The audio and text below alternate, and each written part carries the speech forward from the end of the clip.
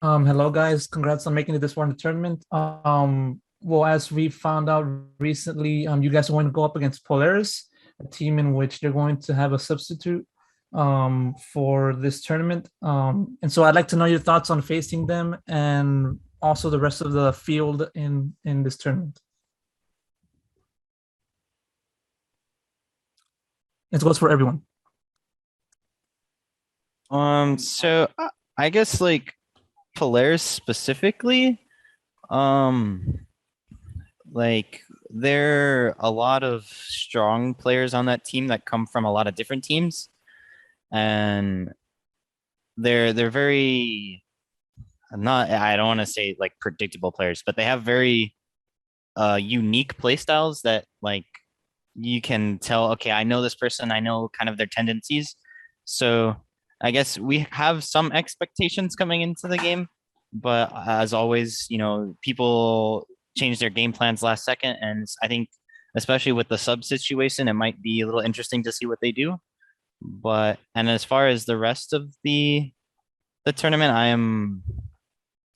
I feel like it will be comfortable playing everybody.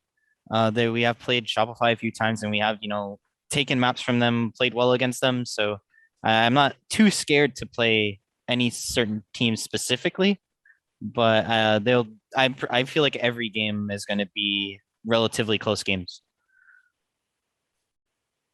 All right, let's go to Declan next.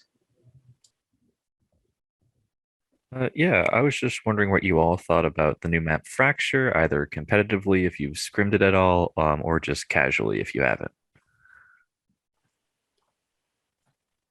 I actually like the map Fracture. We scrimmed it for a period of 1 week before we found out that it wasn't in Game Changers. So we had a lot of practice on it. I think it's very different pace from most maps now. It's mostly you kind of just need to target one specific side of the map, and it's a lot of 5 hits. It's a really interesting style. Couldn't compare it to another map. So we'll see how it plays out. But right now, it's different. Recording in progress. Sorry, I forgot to do that earlier. My bad. I hate Fracture. Fracture bad. Bad What? maps. I think we all like Fracture. Well, I mean, I except you, like Lynne, it. guess. I think like the competitive integrity of the map is like really not there. I don't think it's like a competitive map. I think it's a good map. Like it feels like a Call of Duty map. It doesn't feel like a Valorant map or a Counter-Strike map. It just feels like something that you kind of Yeah. hug it out on. I feel like it's very different than the I other feel maps. Like in Valorant, every map has their own like little unique thing to it, and Fracture is like the 4 different like parts where you can get attacked from. So I feel like teams have to adjust to that. Yeah. I just definitely think in the competitive scene, it's gonna be really awkward for some odd amount of months. I don't think once it's in official tournaments, I don't even think we're gonna see teams that like are comfortable on it till like at least 3 months after it's released. I just think it's really weird, and there's so much unpredictability on the map that it's gonna be hard for teams to like want to play it. I feel like it's such a niche map that like it adds like a whole different aspect because you start in the middle as defenders, and like both bomb sites can be attacked from both sides. So it's so different from the other maps, and it adds like a different aspect that I'm excited to see like how the top teams play it and like the different play styles, because I know that there's a few different agents that we haven't seen, like someone like Breach that's been talked about, and like the pro teams that has been seen, like that hasn't been seen recently, that might be getting seen in the meta on this map. Okay, let's go to Lynne. Congrats on making it into the main event. You all made it fairly comfortably, not dropping a map, and you were able to play a breadth of teams. So did any of these teams surprise you in any way? For me, 20 for Haven really surprised me. I know a lot of you guys agree. I think that they are the most like the way they play, especially offense. We only got to play 1 map against them, but it was a very interesting style of really, really late hits, like within like 20 seconds left of the round. And it was a really different style. It almost felt like we were playing like a Europe team. So I was surprised by that. And it worked, honestly. We were a little bit lost. So that surprised me. I think their IGL Luna Fox did a really good job. I think they're very strong. I think there's a couple things that they can work on, I think, as individual players that will push them very, very far. Like I actually kind of like, I'm sad that they're not qualified. I think the experience for them in a top 8 setting would push them really far. But I really do think it's just some niche individual player kind of tendencies, and they will definitely be a top 10, top 8 team consistently. They're very good. They're very good. From the last time we played them too, like they've improved tremendously. So props to them. Definitely, definitely 24 Haven and CC Angels most improved so far. And I liked seeing the turnaround from Dig. How they lost to TSM in that fashion and then come back and win and qualify for top 4.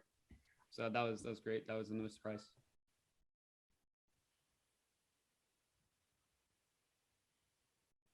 Let's go to Pedro. Despite not qualifying for Series 2 or for Game Changers Series 2, you guys been on the upward trend. You placed in the top 3 for both Game Changers Academy July and also Soccer Cup number 4. And so I'd like to know from everyone, how's the team's confidence going into this tournament specifically? I think our confidence is way, higher than it was in Game Changers 2. In Game Changers 2, we just needed a little bit more firepower, and we brought Lynne in, and she has really helped our team a lot. So having her, duelist, it gives us a lot of confidence knowing that she can frag out. And just as a team, like we've improved so much. Like you said, we've only gone up, and we haven't even reached the top yet. So, yeah, I think we're really, really confident. Honestly, like something that was pretty big for us is like we wanted to prove to ourselves that we belonged here, and I think that actually the last Soccer Cup was pretty big for us because like we proved that we could perform at the top level and we could beat teams that like we haven't beaten before. And coming into this tournament, we had a lot of confidence, and like knowing that we qualified as second seed, I think we're just like our confidence is an all-time high. So it's really big for us.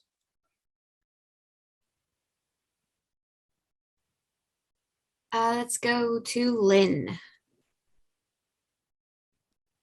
So you all have had a fairly stable composition, especially on Vine. I was just curious, since we didn't get to see it on stream, what led to the Sky pick?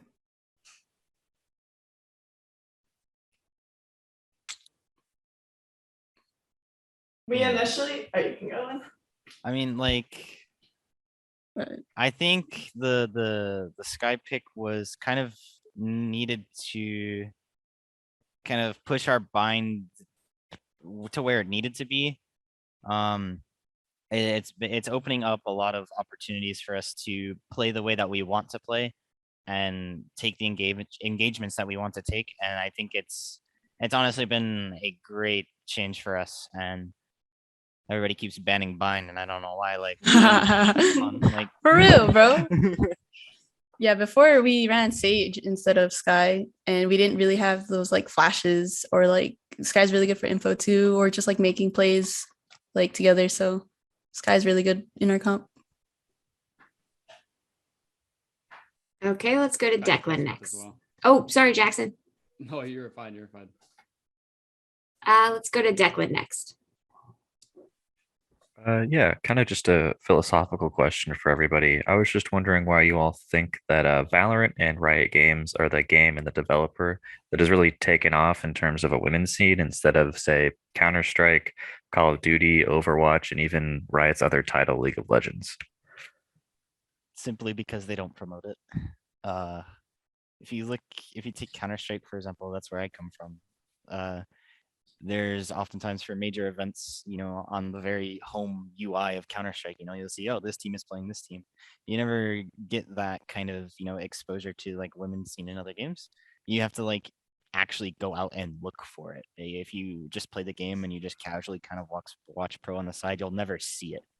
So I think it's good that, Riot's like, okay, we're going to stream Game Changers on the main channel for Valorant. We're going to, promote this on main pages and things like that. It really gets the exposure out there. And I don't think any other game really does it. And that's kind of been the big spotlight for the female scene recently, which I think is great. Yeah, I came from Overwatch, and mostly the pro scene was completely male. There was a female pro, Gigery, that played, but the main, there was no female scene, and it was pretty much a dead zone. I know there was female communities, but in terms of exposure, it was impossible, unfortunately. All right, let's go to Jess. Breach, I came from Overwatch too, and I wish that there was more of a scene. So bouncing off of that, this question is going to go right back to you, Lee. Do you think that your experience in Overwatch gives you an edge over people that came from CSGO, or do you feel like everyone's kind of just meshed together and now it's just Valorant? And actually, I feel like it hurt me almost when I initially came in, because I was surprised at the time of death, how quick you could die, and I didn't know anything about CSGO, so I was very lost. I didn't know what a spike was. I didn't know who was attacking or defending. So for me, it hurt, but as I grinded the game, then it started. I feel like now it can help me as I can apply my sense of teamwork that I learned in Overwatch. But learning the core game mechanics, it took me a while. I'm also a washed Overwatch person. No, just kidding. Also, Hannah, I used to work with your brother at Immortals.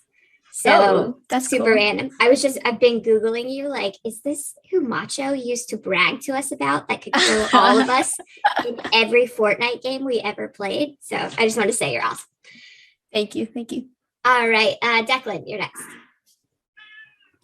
Yeah, kind of just a fun one. I was wondering, if you all could have any crosshair you wanted in the game, doesn't matter if it's not able to be made in the current crosshair generator, pretend it's like Black Ops 2 and you can make whatever you want, what would you have as your crosshair and why? I'd have the Gen.G logo. Gen.G? Why not? I gotta actually look it up. Dude, my little smiley face on my Discord name. Oh God. It's my trademark. Well, no longer. Hold on. I actually would love it if you could make the op scope kind of a different reticle. I play a lot of Escape from Tarkov, and a lot of the sniper reticles in that game are really, really nice, and there's no lines coming through it, just reticle, and if I could do that, I really would. I think it's cleaner and it gives you more visibility, but that's what I would choose personally. I would just pick a heart or flower because they're cute.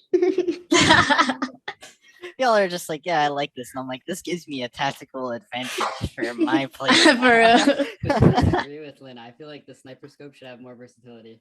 I feel like the straight up crosshairs they're I guess, right, but yeah, with the current crosshair generator, the fact that you can make the dot in the op with 0 opacity, but it doesn't do if you could do that and it blurred the lines like it does in Counter-Strike, I would use it. But I don't know when I'm accurate and when I'm not because it doesn't give me some kind of indicator.